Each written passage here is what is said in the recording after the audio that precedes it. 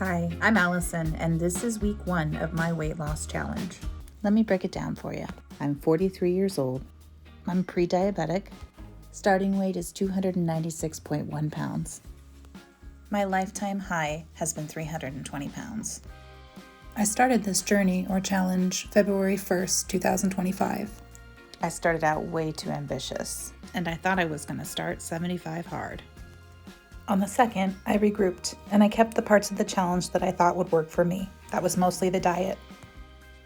I don't feel like I have much to show for days 3 and 4. It snowed, and I worked. I was down 2.9 pounds. My plan during this weight loss journey is multi-phased because I don't really know what the right plan is quite yet. But I do know that I need to get the inflammation in my body down, fast. I really love sugar, so this is going to be tough. My plan is to eat mostly carnivore, focusing on beef, bacon, butter, and eggs.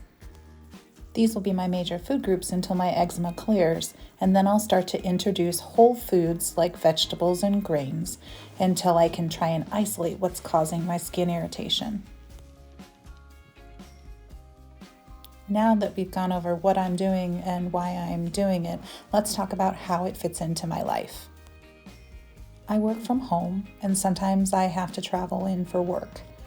It's exactly 99 miles door to door from my rural home to the office. I usually stay with family when I go. I go into the office about twice a month. I used to live closer to the city, but as soon as my job went permanent remote, I fled to the woods.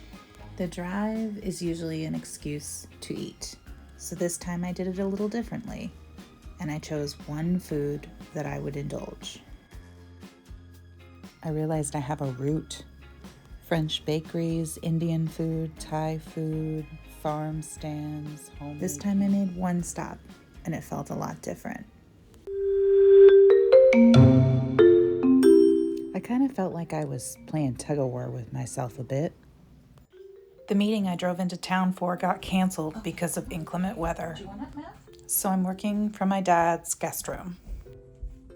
And this is the doggy shuffle. Oh. I sense you don't want up. Okay, I'm out, dude. The tug of war I've been feeling is between little Allison and big Allison. Big Allison has goals, but little Allison, she really wants to eat the macadamia nut clusters that her stepmom gets just for her. And it's extra hard to make the right choices when you're away from home. For dinner, I tried to eat more meat than I did carbs, and I definitely drank my water today. But sadly, I didn't realize the size of the macadamia nut cluster jar. 2 pounds. I wanted to go home today, but it snowed another 5 inches, and it's 16 degrees. And while they'll plow the highway and it'll be easy to get to my driveway, getting up the driveway might be a different deal, and I don't want to have to walk it in the dark.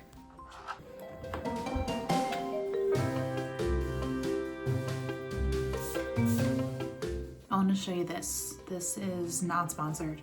Renee's Shea Souffle, and I like to put it on my scalp at night because it helps relieve the itching of the eczema.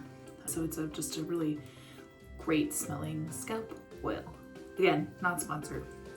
What does it smell like? Jasmine, tonka, tangerine. That's why I like it.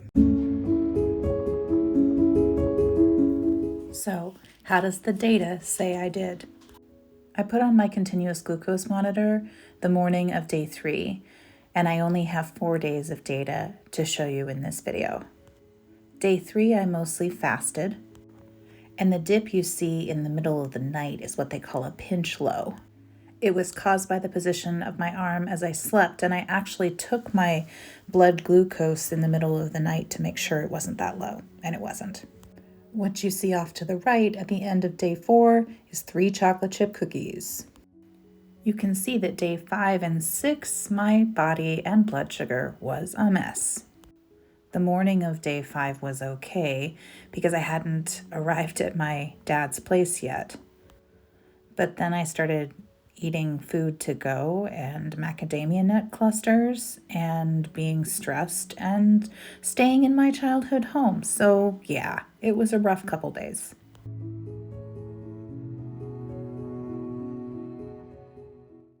I was very ready to go home.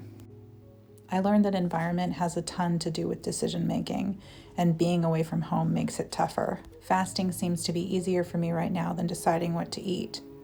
This is the first Starbucks. You're seeing me stop for baked goods on the way home.